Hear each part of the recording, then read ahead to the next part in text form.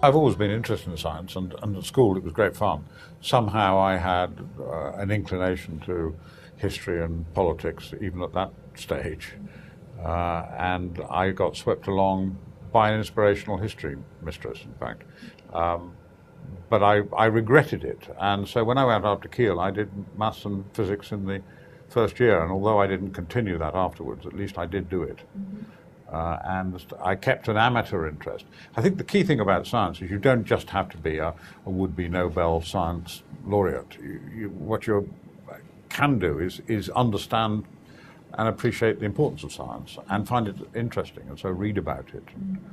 And that's what I've done ever since, really. Now, how did you actually become involved with the committee that you're on at the moment? Well, I was a Conservative Science Minister, the last one, and I've continued to take an interest. I also co-chair the Parliamentary Space Committee, for example, as well as the commercial applications through Earth observation.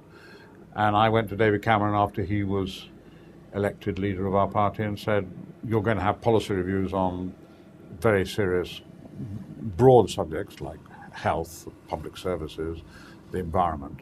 But actually, I quite like doing on science and put policy ideas up, and he was very enthusiastic and supported that. Okay, and what are the key things you're focusing on as a committee? Well, we published our main report. What we're now doing is sort of revisiting some of the subjects as it moved on. And what I've tried to do is put that in the public domain. Obviously, I still talk to my shadow cabinet colleagues about the ideas in that. The desire to give a bigger thrust to collaborative work in innovation through Innovative Products Agency. The Research Council's scientific funding per annum is about $3.5 billion. And yet we spend 150 billion on procurement into government. You were talking about innovation, and that's one of the key things that I wanted to talk about. It's something that we're brilliant at in the UK. In your view, what do you think we can do to sustain it and let it grow and keep it here in the UK? Well, I'm not sure we are brilliant at it. I think what we're brilliant at is science. And we've got some of the top world universities, 5-star rated. We punch above our weight in citations and publications and all of that. Fantastic. What I don't think we've done quite as well is to raise the status of those involved in what I call applied science or mission-driven science, which leads more closely to innovation and innovative products and services. For example, one of the things that we're doing a lot of work in universities at the moment and in companies is wave power, but actually it's not commercially adapted yet. We need to stimulate that. There's a whole series of things that we might say, actually, if we could only get this to a commercial level, then it would be wonderful. We're not quite sure how to do it, so we'll stimulate some scientific research. We'll perhaps put a prize up for people who come up with a solution to a particular conundrum. In terms of commercialisation and manufacture in the UK, how can we be better stimulated so that we get these innovations when they do happen? As a politician, what I think the government should be doing is even more concentration on making sure that our universities have our centres of scientific excellence, that we have more emphasis on scientific training and education in schools than our universities, that we should look at any way that we can do to stimulate research being carried out in this country, not just from skills, but actually from the fiscal position, that it makes it attractive to do research in the UK. Okay, we're going on to the next level and talking about manufacturing. That's a huge issue at the moment, especially as the UK is slipping into recession. We're competing with India and China on how cheaply they can manufacture products. How can we compete with that, and what should we be doing? We're not going to compete on cost, and it's a forlorn hope. What I think we can compete on is added value, and we are still better than that by and large than the Chinese, although they're no longer just a country to which you outsource, of course.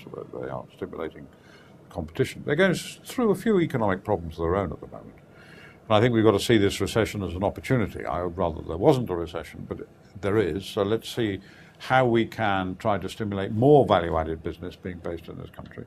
Rebalancing the economy. We may be losing some of the real drive from the innovative financial services that are based in this country simply because of the banking crisis.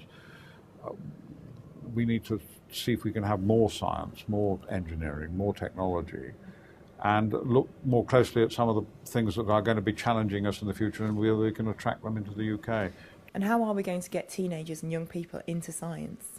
Well, at a simplistic level, actually, more teachers are prepared to have bangs and smells going on around them in the laboratories, rather than just sort of trying to get through this ghastly period of double laboratory lesson in chemistry, which I'm afraid is more normally the case in schools at the moment. And there are health and safety issues that we've got to address in that. But make science exciting.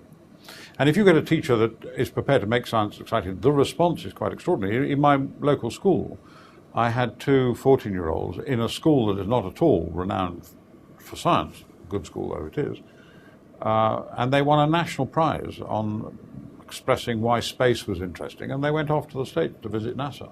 And I mean, these are two 14-year-olds. And I couldn't work out why this school had won a national competition until I saw that there was a young man standing at the back of the class, not with me and the headmaster, and I called him across. And yes, he was a physics graduate from Aston University, and he was enthusiastic. Those children of that particular generation were so lucky to have him. So we need more people who want to study science, then at university more of them to be stimulated into science, and then after universities more science graduates going into and staying in teaching. And there are all sorts of financial inducements that we may well have to consider. So bribing them is the way forward?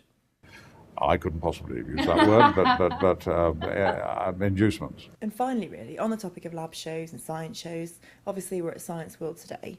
What do you think we should be doing to get people out to these kinds of events? I'm not terribly sure, but I think one of the things I was picking up as I just came out of the speech I was making was someone was saying how frustrating it is that the schools don't come to these things. Now, on the continent they do, and they come around and they touch and feel. It's more tangible to them, and they can see things that of course they wouldn't have in their laboratories. And the processes through which scientific developments and experiments can take place, actually you've got to have some physical contact and eye contact with some of the things that you can use in the laboratories and why you're using them. And trying to stimulate inquiring minds is very important. I can't tell you how to run an exhibition, but nevertheless I can see that there are people who should be told that these exhibitions are going on. Frankly, this is worth more than desk-bound lessons.